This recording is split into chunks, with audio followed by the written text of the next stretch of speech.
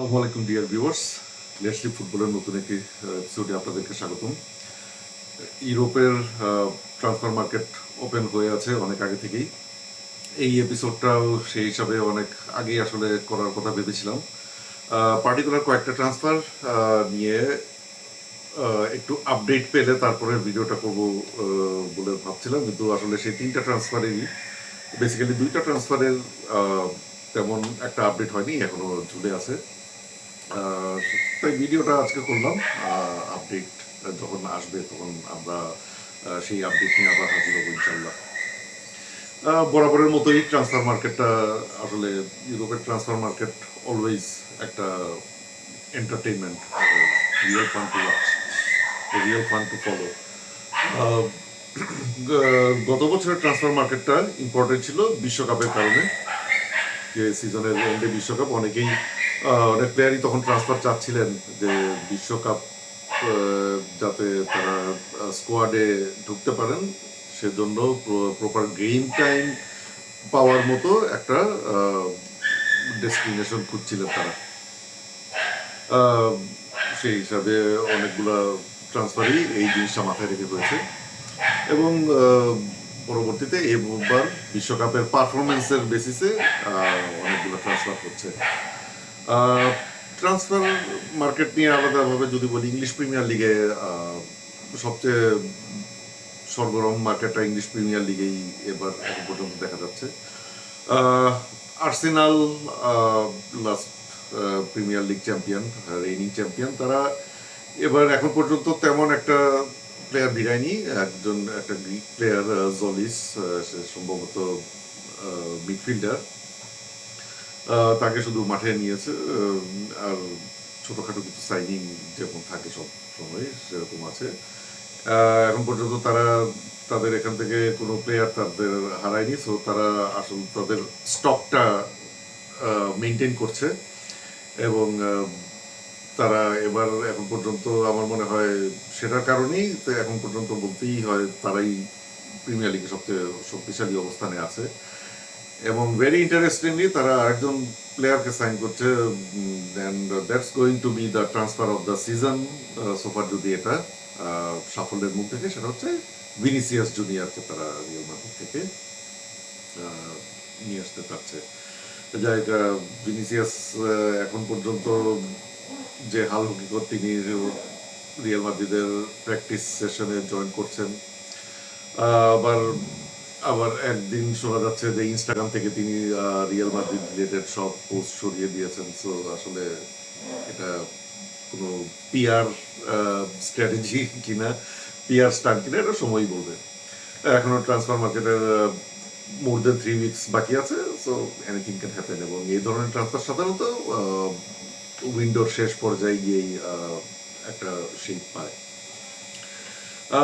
গতবারের runners up Manchester city, তারা এবার কয়েকটা ইম্পর্টেন্ট প্লেয়ারকে তারা অফলোড করে দিয়েছে। এর মধ্যে ইম্পর্টেন্ট হচ্ছে বার্নার্ডো সিলভা এবং জন স্টোনস।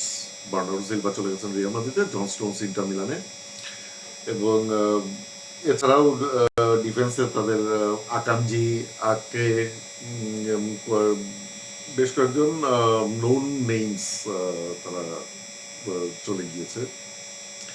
এখন পর্যন্ত ইম্পর্টেন্ট সাইনিং যারা টিমে আসছেন তাদের মধ্যে একটাই, সেটা হচ্ছে এলিয়ট এন্ডারসন। এলিয়ট এন্ডারসন এবার ওয়ার্ল্ড কাপে অসাধারণ পারফর্ম করেছেন ইংল্যান্ডের হয়ে। ইংল্যান্ডের আমার মনে হয় স্ট্যান্ড আপ প্লেয়ার এলিয়ট এন্ডারসনকে বলতে হবে।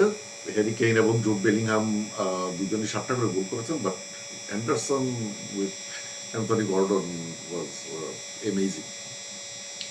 সেই এলিয়ট এন্ডারসন ম্যানচেস্টার সিটিতে তিনি আসছেন এবং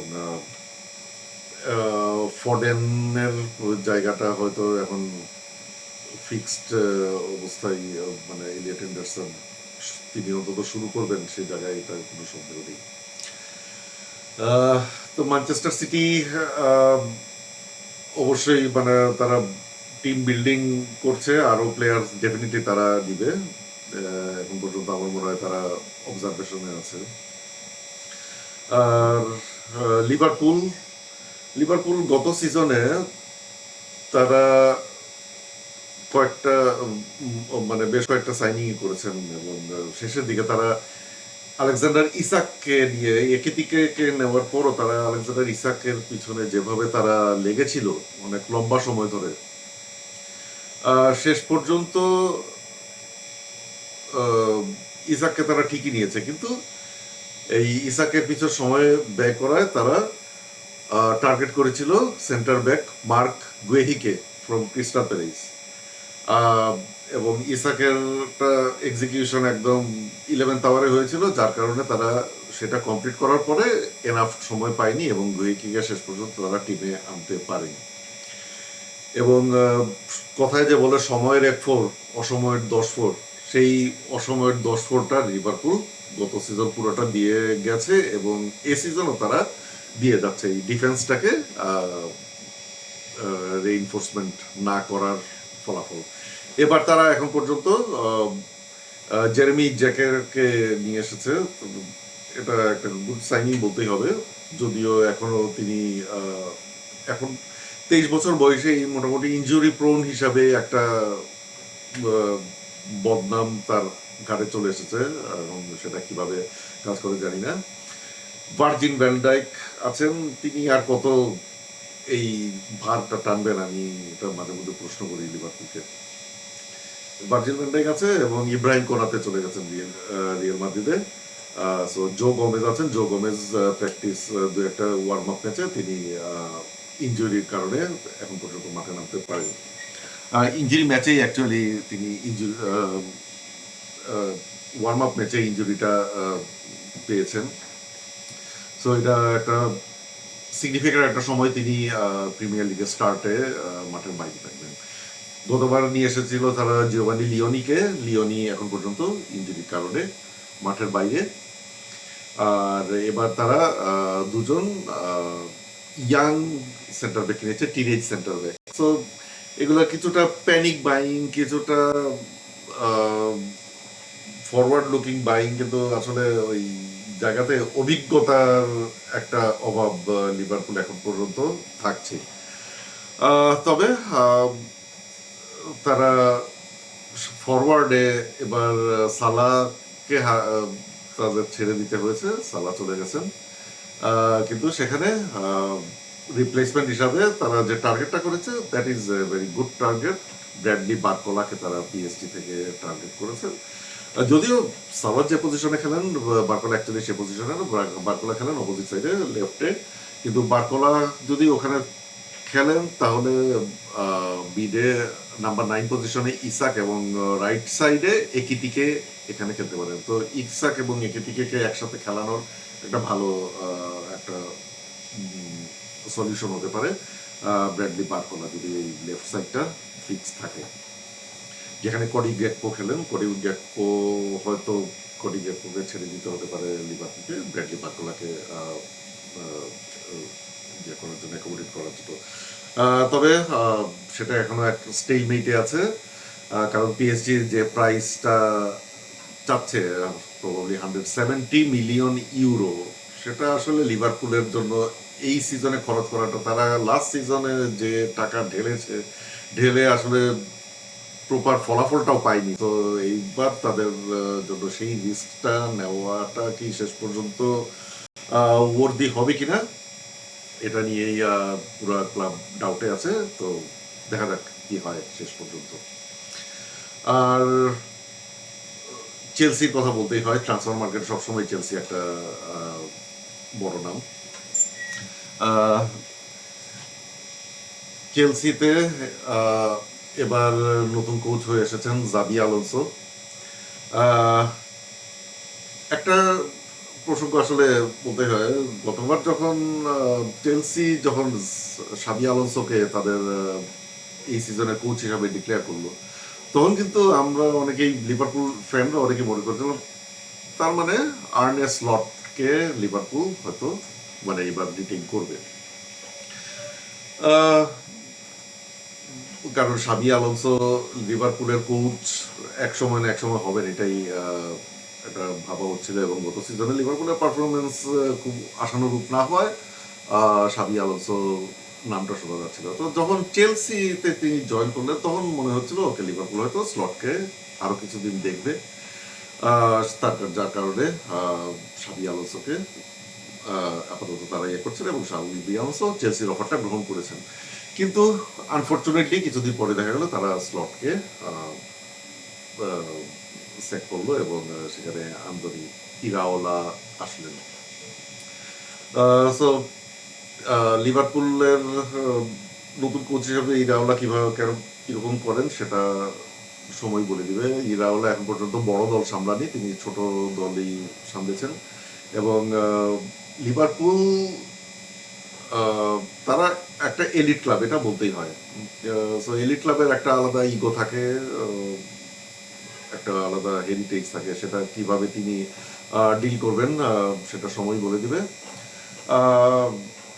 আমি খুব একটা অপটিমিস্টিক না ইরাওলাকে নিয়ে, যদিও স্প্যানিশ কোচ নিয়ে চেলসির লিভারপুলের লাস্ট এক্সপেরিয়েন্সটা ছিল রাফা বেনিতেজকে নিয়ে এবং দ্যাট ওয়াজ সুইট মেমোরি। 2005-এ লিভারপুল চ্যাম্পিয়ন্স লিগ জিতেছিল, সেই ইস্তাম্বুল মিরাকলের সেই ফাইনালটা অনেকেরই মনে আছে সেই ফাইনালের কথা। সে সময় লিভারপুলের কোচ ছিলেন রাফা বেনিতেজ, হু ইজ স্প্যানিশ, এবং আন্দোনি ইরাওলা দেখা যাক কি হয়। তবে আমি একটু খুব বেশি অপটিমিস্টিক না এই সেটা। তিনি হয়তো আরো একটা সিজন যদি সুযোগ পান এই সিজনের পরে, দেখা যাক তখন কি হবে। চেলসিতে সাবি আলোনসো কোচ হয়ে আসলেন, নতুন কোচ, এবং তিনি চেলসির পুরা সিস্টেমটাই পাল্টে দিলেন। চেলসি যেখানে ইয়াং প্লেয়ার কিন্তু হাই প্রাইসে, সেখানে চেলসি এবারের মতো সাবি আলোনসোর চাহিদা মতো তার টিমে অভিজ্ঞতা দরকার এবং সেজন্য ড্যানি ওয়েলব্যাক এবং জর্ডান হেন্ডারসন এসেছেন। এই দুইটাই আসলে চেলসির একবার সবচেয়ে সিগনিফিক্যান্ট, কারণ it's out of Chelsea's recent culture. That's why এই দুটা ট্রান্সফার নিয়েই বেশি কথাবার্তা হচ্ছে এবং সেটাকে মোটামুটি তিনি ফ্রিতেই পেয়েছেন। যারা চিন্তা করছে যে 35-36 বছর বয়সের প্লেয়ার টানাটা কতটুকু এফেক্টিভ হবে, তাদের জন্য বলে রাখা ভালো, লাস্ট সিজন প্রিমিয়ার লিগে ইংলিশ স্কোরারদের মধ্যে, ইংলিশ ফরওয়ার্ডদের মধ্যে টপ স্কোরার ছিলেন ড্যানি ওয়েলব্যাক। তো এই অভিজ্ঞতা, যেটা মূলত তার গোল স্কোরিং না আমার মনে হয়, এবং জর্ডান হেন্ডারসনের সেই মিডফিল্ড প্রাওয়েসের জন্য না, তাদের অভিজ্ঞতার জন্যই তারা চেলসিতে এসেছেন এবং তাদের রোলটা যে শুধু প্লেয়ার হিসাবে না, তাদের মনে হয় টু সাম এক্সটেন্ট তারা হয়তো অ্যাসিস্ট্যান্ট কোচের মতো কাজ করতে পারে। যাই হোক, চেলসি এবার দেখা যাক কিরকম করে সেটা। এবং চেলসিতে গার্নাচো চলে গেছেন এবং আরো কয়েকজন প্লেয়ার, কুকুরেলা চলে গেছেন রিয়াল মাদ্রিদে।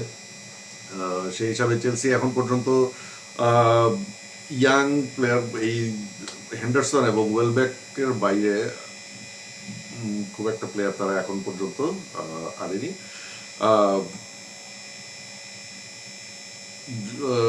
ইংল্যান্ডের একটা উইঙ্গার, যে উইঙ্গারের পাস অ্যাসিস্ট থেকে অ্যান্থনি গর্ডন সেমিফাইনালে আর্জেন্টিনার এগেইনস্টে গোল করেছিলেন, তার নামটা এই মুহূর্তে মনে পড়ছে না, সে এসেছে চেলসিতে। হুয়েভার ইট ইজ, যাই হোক, মানে চেলসির এখনো বাজার হাট বাকি আছে, এটা নিঃসন্দেহে বলা যায়। আর ম্যানচেস্টার ইউনাইটেডের কথা বললে, ম্যানচেস্টার ইউনাইটেড লাস্ট সিজনে যে প্লেয়ারগুলো এনেছিল তাদেরই রিটেইন করছে মোটামুটি, এবং এইবার তারা ইউরি টিলম্যান্সকে এনেছে এবং আন্দ্রে সান্টোসকে এনেছে।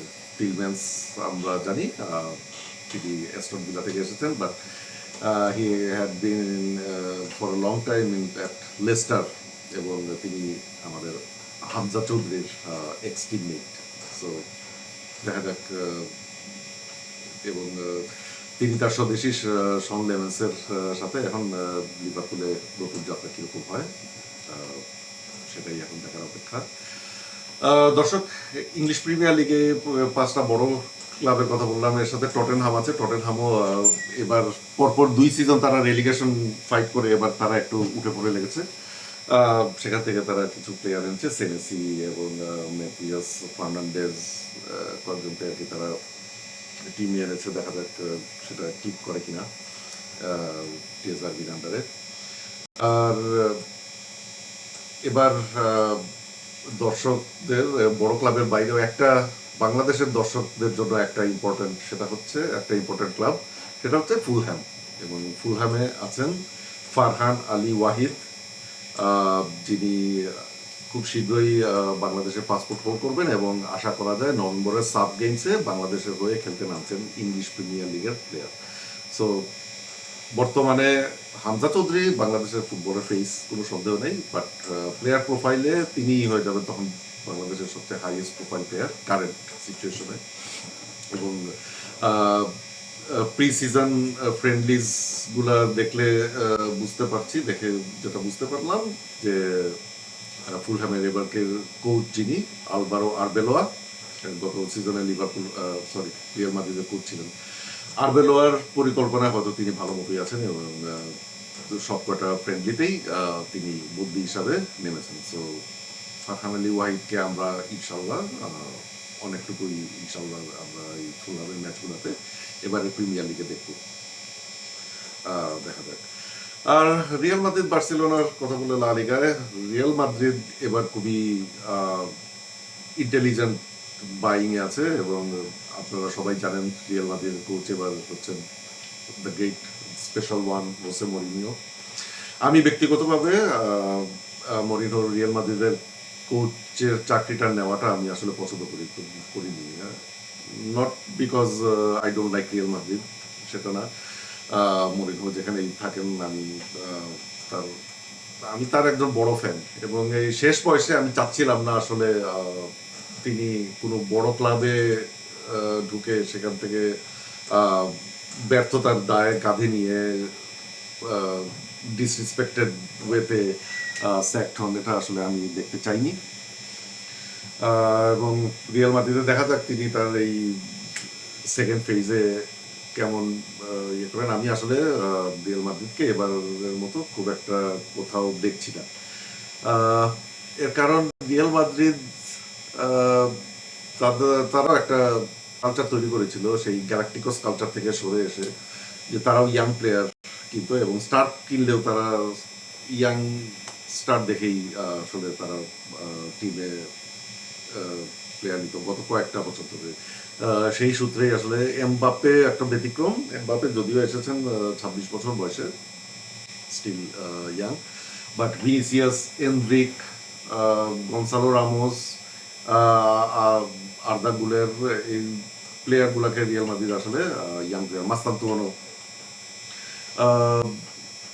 ইয়াং প্লেয়ার, ইয়াং সুপারস্টার নিয়ে তারা আসলে টিম গড়ার পরিকল্পনা করে। কিন্তু এবার মরিনো আসার পরে তারা সেই মরিনোর বাধা ধরা ছকেই তারা ট্রান্সফারের অ্যাক্টিভিটি করছে এবং মোটামুটি প্রতিষ্ঠিত স্টার নেওয়ার যে মরিনোর কালচারটা সেটা রিয়াল মাদ্রিদে এসেছে। তো এগেইনস্ট দ্য কালচার আপনি যাচ্ছেন এবং ট্রান্সফার অ্যাক্টিভিটি করছেন, শেষ পর্যন্ত সাকসেস হবে কিনা সেটা, সাকসেস যদি হয় খুশি হব, তবে সাকসেস যদি না হয় কারণে মানে দায়টা তখন বড় অংশে তাকেই নিতে হবে, মরিনোকে নিতে হবে। তারা কুকুরেলাকে নিয়েছে, এটা ইব্রাহিম কোনাটেকে নিয়েছে, তারা আসলে ডিফেন্সটাকে তারা রিচ করছে, এখানে কোনো সন্দেহ নেই। ট্রেন্ট আলেকজান্ডার আর্নল্ড গত সিজনটা তিনি not even half of himself, এবার দেখা যাক তিনিও থাকবেন। অ্যান্টনি রুডিগার তো আছেনই। ডিফেন্সটাকে তারা স্ট্রং করছে এবং ফরওয়ার্ড লাইনেও তারা রিইনফোর্সমেন্ট করছে। তবে ইম্পর্টেন্ট একটা সিচুয়েশন হবে ভিনিসিয়াস জুনিয়রকে নিয়ে, তিনি আর্সেনালে জয়েন করেন কিনা সেটাই দেখার বিষয়।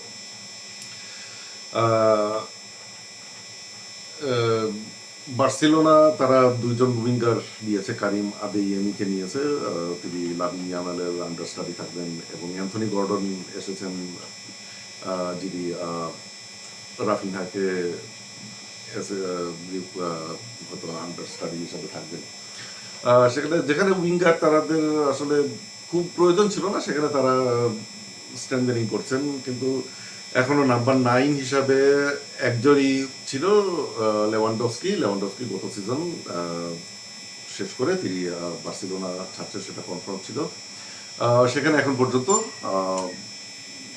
তারা এখনো রিপ্লেসমেন্টটা নিতে পারেনি, এবং তারা দেখে এখন পর্যন্ত যেটা মনে হচ্ছে এককভাবে তারা হুলিয়ান আলভারেজের পিছনেই তারা লেগে আছে। শেষ পর্যন্ত এটা সাকসেসফুল হয় কিনা, অ্যাটলেটিকো মাদ্রিদ তাদের ডাইরেক্ট রাইভেলের কাছে তাদের মোস্ট ইম্পর্টেন্ট রিসোর্সকে বিক্রি করবে কিনা আমার সন্দেহ আছে। সো এটা শেষ পর্যন্ত কিরকম ওয়ার্ক করে সেটা এখন দেখার বিষয়।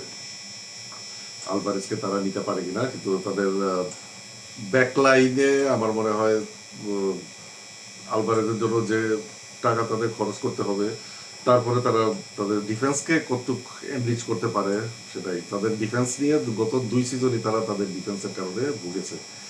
ইনিগো মার্টিনেজ যাওয়ার পরে আসলে ডিফেন্সে তাদের একটা দুর্বলতা ছিল। তবে পাও কুবার্সি অনেক ম্যাচিউর হয়েছেন লাস্ট সিজনের, আমার মনে ওয়ার্ল্ড কাপ এই পাও কুবার্সিকে বিশ্বকে উপহার দিয়েছে এই ওয়ার্ল্ড কাপটা পাও কুবার্সি। দেখা যাক, বাট স্টিল পাও Cubarsi is not the entire defence of Barcelona. So সেখানে বার্সেলোনার এই ডিফেন্সে কিছু শক্তি বৃদ্ধি প্রয়োজন। এর বাইরে বায়ার্নে এবার ইসমাইল সাইবারি, মরক্কোর, যিনি অনেক নজর কেড়েছেন, তিনি বায়ার্নে যোগ দিয়েছেন। বায়ার্ন থেকে এখনো কোনো সিগনিফিক্যান্ট আউটগোয়িং প্লেয়ারের তেমন একটা ইয়ে শোনা যায়নি। দেখা যাক শেষ পর্যন্ত বায়ার্নের শেপটা কীরকম দাঁড়ায়। বায়ার্নে আরও প্লেয়ার আসবেন ডেফিনেটলি। হ্যারি কেইন যে লাস্ট সিজনটা কাটিয়েছেন, এই সিজন হয়তো একটু প্রত্যাশা অনুযায়ী নাও মানে ফলাফল পেতে পারে। সেক্ষেত্রে হয়তো তাদের একটু রেসপন্সিবল লাগবে। তবে দিয়াজ, ওলিসে এবং হ্যারি কেইন এবং সেই সাথে ইসমাইল সাইবারি এবং লেনার্ড কার্ল, এবার লেনার্ড কার্লকে অবশ্য আর একটু বেশি একসঙ্গে দেখা যাবে নিঃসন্দেহে। বায়ার্ন মিউনিক এবার সর্বোচ্চ দিয়েই তাদের চ্যাম্পিয়ন্স লিগে এবার তাদের লাস্ট সিজনের যে ফেইলিয়রটা সেটা এবার তারা পোষণ করার চেষ্টা করবে।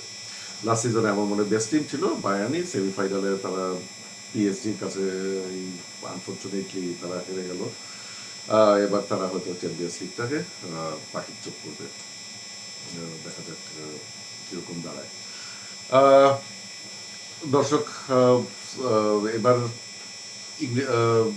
ট্রান্সফার মার্কেটে আমাদের সমিত, হামজা তাদেরও নতুন ক্লাব খোঁজার পিছনে আছেন। হামজাকে হয়তো এবার তিনি আজারবাইজানের একটা ক্লাবে ট্রান্সফারের একটা সম্ভাবনা দেখা যাচ্ছে। এখন পর্যন্ত হয়তো খুব অ্যাডভান্স কোনো টক হয়নি, বাট এটা যদি ফলাফল পায় তাহলে সেটা খুবই এনজয়েবল হবে। চ্যাম্পিয়ন্স লিগে লেস্টার সিটি আসলে ইংল্যান্ডের থার্ড টায়ারে নেমে গেছে। সেক্ষেত্রে তিনি যদি আজারবাইজানের টপ ক্লাবে যান এবং তারা এখনও চ্যাম্পিয়ন্স লিগের কোয়ালিফাইংয়ে টিকে আছে, আর একটা রাউন্ড ক্রস করতে পারলেই হয়তো তারা চ্যাম্পিয়ন্স লিগে আসতে পারবে। এবং আমদাকে চ্যাম্পিয়ন্স লিগে দেখার জন্য ইগারলি ওয়েটিং, সত্যি কথা যেটা, দেখা যাক এটা হতে হয়। তাছাড়া সমিত সোম, তিনি লাস্ট জানুয়ারি থেকে আসলে কোনো ক্লাবের সাথে চুক্তিবদ্ধ নয়। তিনিও কোন ক্লাবে শেষ পর্যন্ত যেতে পারেন সেটা দেখার বিষয়। এবং এই তারা কোন ক্লাবে যাচ্ছে সেটার উপর অনেক কিছু নির্ভর করবে আমরা সাফে তাদেরকে কতটুকু পাবো। So let's keep our fingers crossed, hope for the best. এবং সাফে আমরা চাই এবং হামজা, সমিত এবং ফারহান, এই তিনজনকে আমরা যেন আমরা মাঠে পাই। এবং সেই সাথে রোনা এবং ডেকলান সুলিভানকে সম্ভবত এবার সাফে পাওয়া যাবে না, এরকম একটা সময় আসছে। তারপরেও আমরা আউটসাইড একটা হোপ করতেই পারি, দেখা যাক। তো দর্শক, এই ছিল আজকের ট্রান্সফার মার্কেট নিয়ে আলোচনা, এবং আমরা সামনে ভিনিসিয়াস, বার্কোলা এদের ট্রান্সফার আপডেট নিয়ে আমরা আবার সামনে হাজির হব। Thank you very much.